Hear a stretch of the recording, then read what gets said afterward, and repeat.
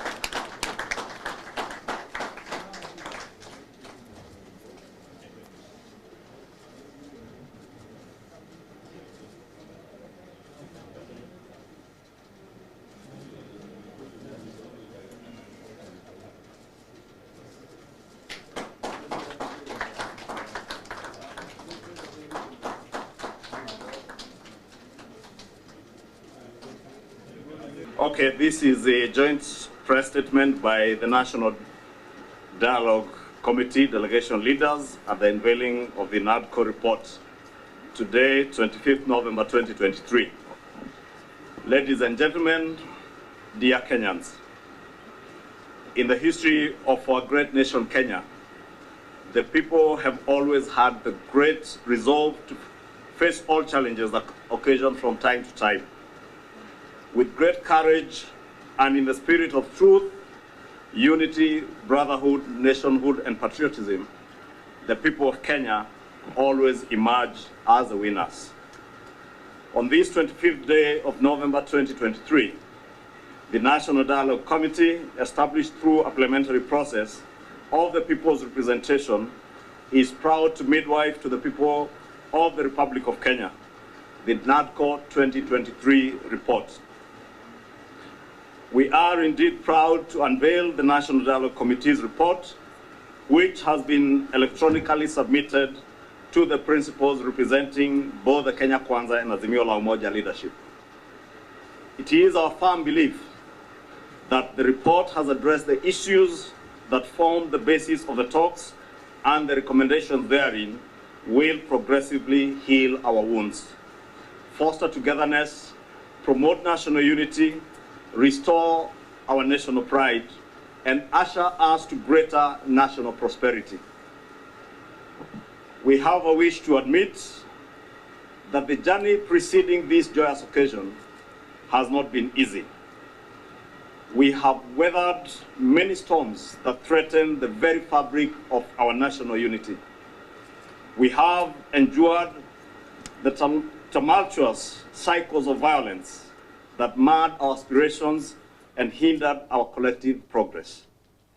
The scars of our past, etched in the loss of lives, the devastation of property, and the crippling blows to our economy, served as milestones that mark the seasons of our collective national travail. Throughout this process, concessions have been made or were made. Entrenched positions were relinquished, but unwavering dedication to the welfare of our beloved nation prevailed. We have placed Kenya above personal ambitions, recognizing that our people's unity and our nation's prosperity are paramount. Kenyans, through the stakeholder engagements, added their voices to what ails us as a nation, and the pathways that would bring us to a place of national healing and reconciliation, which is the spirit of the report that we are launching today and its recommendations. Our journey towards redemption has been guided by a resolute commitment to rebuilding not just physical structures, but the very essence of our nationhood. Together, we have embraced the virtues of unity, togetherness, and love, recognizing that our duty transcends political affiliations. It extends to safeguarding the prosperity and the well-being of every Kenyan. The essence of our unity lies not in fighting of our differences, but in transcending them, in understanding that our diversity is a cornerstone of our strength. We stand firm in our belief that political contestations should and must never be a catalyst for animosity or hatred in our great nation, Kenya. Instead, they should serve as avenues for constructive and continuous dialogue, where differing ideologies converge in pursuit of the greater good of Kenyans. The report that we are presenting to the nation today is a product of compromises forged in the crucible of shared sacrifice and unwavering patriotism. It signifies a commitment to forging a path forward that embraces inclusivity, justice, and progress for all Kenyans. Let us solemnly pledge to uphold the values of brotherhood and sisterhood, to nurture a culture of love, and to safeguard the unity that defines us as a nation. Our prayer for the nation is that we find multiplicity and not division in our diversities, be they ideological, ethnic, political, or religious. May these days stand as a testament to our collective resolve to chart a new course for Kenya, one that embodies the true spirit of patriotism, unity, and our progress. I will now, with all respect, welcome my co-chair, His Excellency Vice President Kalonzo Musyoka, to read through our recommendations. Thank you. And now our recommendations. The committee has been able to build consensus on a majority of issues. However, there is a divergent opinion on a few issues that have been referred to the leadership of the two coalitions for further consideration. To this end, the National Dialogue Committee has resolved the following amongst others. Number one, electoral justice and related matters. A, audit of the 2022 electoral process. NADCO has recommended the evaluation of the 2022 electoral process. B, restructuring and reconstitution of the IEBC. NADCO has recommended the establishment of an expanded selection panel from the current 7-member to a 9-member selection panel. C, time for resolution of presidential election petitions. NADCO recommends the increase of timelines within which the Supreme Court shall hear and determine a petition challenging the validity of a presidential election from 14 days to 21 days. D, electoral legal reforms.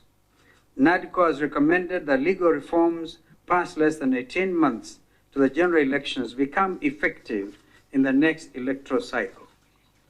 On cost of living, gharama ya maisha. A, NADCO recommends that all arms of government shall reduce their travel budgets by 50%, and that the Salaries and Remuneration Commission review daily subsistence allowances for state and public officers with a view to reducing by 30%. B, NADCO recommends the Minister of Energy and Petroleum, in liaison with the National Treasury, to reduce the road maintenance levy and the anti-adulteration levy by 5 shillings and 3 shillings per litre, respectively. C, NADCO recommends that the national government finalizes the transfer of all devolved functions and provides for the concomitant resources to the county governments. D, NADCO recommends that Parliament shall amend the Constitution to provide for the equitable share to the county governments not to be less than 20% of all revenue collected by the national government from the current 15%. However, the committee was unable to reach a consensus on a number of other proposals on the matter of cost of living, including the reduction of VAT on fuel from 16% to 8%, and scrapping the housing levy. These twin issues are contained in the Finance Act 2023, I beg your pardon. Number 3, entrenching of funds into the Constitution. NADCO recommends the entrenchment of NGCDF, the National Government Affirmative Action Fund, GAF, and the Senate Oversight Fund.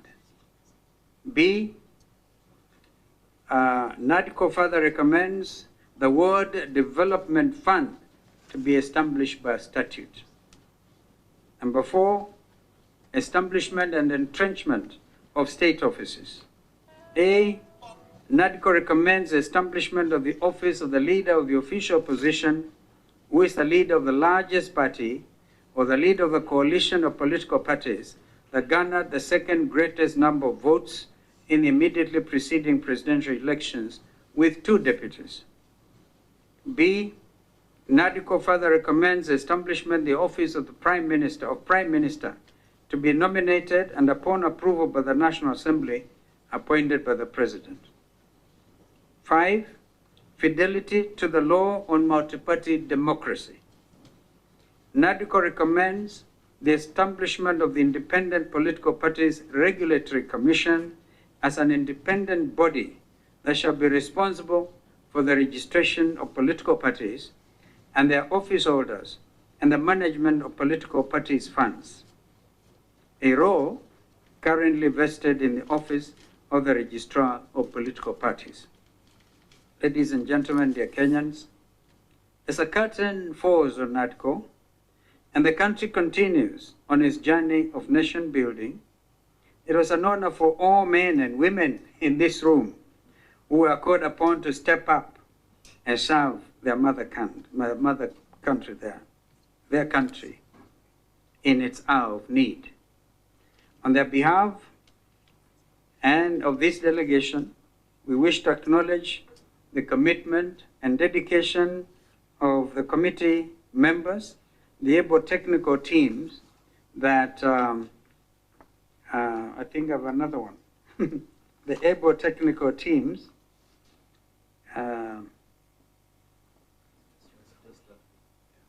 okay, let me just do the acknowledgement bit again. The National Dialogue Committee wishes to thank the party leaders of the Kenya Kwanza Alliance and the Azimio la Umoja One Kenya Coalition for their exceptional display of patriotism and statesmanship that established the National Dialogue Committee with the objective of addressing issues of concern to the people of Kenya. The committee also expresses its gratitude to the Speaker of the National Assembly and the Speaker of the Senate, as well as the offices of the Clerk of the National Assembly and the Clerk of the Senate, for the support extended to the committee in the execution of its mandate. The committee further extends its appreciation to the Electoral Governance Institute for Africa, commonly referred to as ALGIA, for the support accorded to the committee. And Felix, if you're in the room, thank you very much. This is a gentleman who has been able to pay for our lunches, not Kimani Echungwa, as he wants, and conferencing as well. So don't go for Kimani's jugular. The committee also acknowledges the members of the public and the various institutions and organizations that appeared before the committee or submitted memoranda. Their submissions played a significant role in shaping the deliberations and the recommendations of this committee. The committee also benefited immensely from the technical teams from both parties to the dialogue committee, as well as the secretariat from the Parliamentary Service Commission, who worked tirelessly with the committee throughout this process. The committee wishes to acknowledge members of the public who have continued to keenly follow the proceedings of this committee, and the media, wonderful people, stakeholders, who ensured that the country remained updated at all times. It is now our pleasant duty and privilege on behalf of the National Dialogue Committee to present the report of the committee, which, as Kimani said, will already be, if it is not already happened, be transmitted electronically to the two coalition leaders. I thank you. Na kama kuna mtu mwenye swali, dakika moja tu, if it is indeed in order, because you have conducted deliberations in a very open and transparent manner. Kama kuna mtu mwenye swali, anaweza kuuliza. Tumeelewana. Thank you.